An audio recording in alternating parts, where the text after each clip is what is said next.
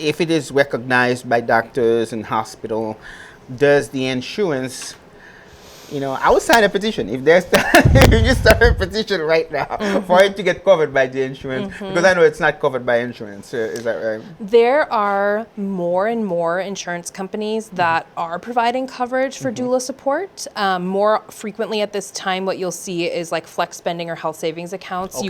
You can use Yeah. that amount if you have access to that in your insurance and work coverage.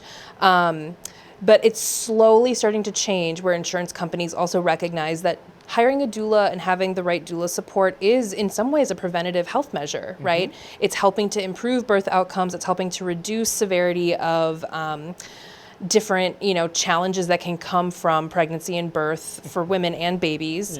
And so it's really a benefit for everyone and a cost savings in a way to be able to minimize that risk or those challenges. Wow. So. Who does the doula help the most, the father or the mom? Because I don't know, I felt that I wasn't giving birth, I was getting all the help myself. So interestingly, I actually just thought, the other day, I'm working on a doulas and dads series to be able to kind of bring dads to the table and help prepare them for what to expect as the birth partner and the person in the room. But I think I help the mom the most, but it really is, it's a both and, right? It's not in isolation, and helping to bring partners and husbands and fathers and whoever kind of along the journey. It's not just about mom, it's about building that familial kind of unit and figuring out the best ways to support a person in a really unique time, especially when emotions are high, stress is high, and you're kind of like, what is going on physically as well. So yeah, I don't know. I think I help them out the most, but I mean. I know, but both parents, we can agree that both parents or both birthing parents, they just get their support in different ways, but equal support, I would say. Now, is it for having a doula? Is it for people who are doing medicated birth or unmedicated birth? Yes. Both. Both. Okay. Both, yes. Okay.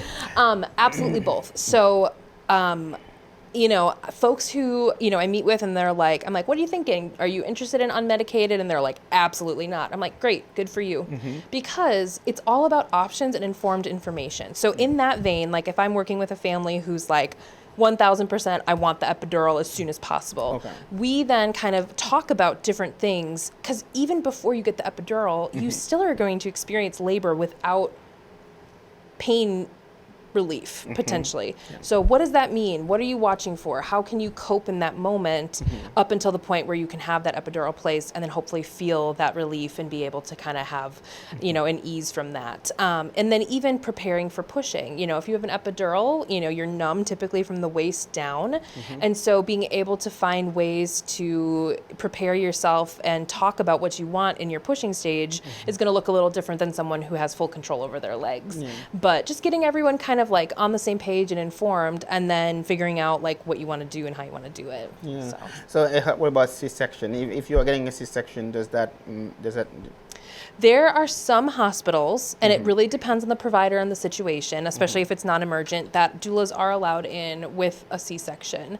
Because if you think about it, the mother is on the operating table and is having some major surgery. So if the husband, father, birth partner is there, they may be taking photos, or they may be right next to the person to support them.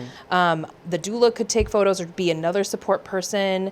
The, dad can go and be with the baby right away, or potentially come skin to skin with mom, but then everyone's there, and the doula can just help support that family by offering those different moments.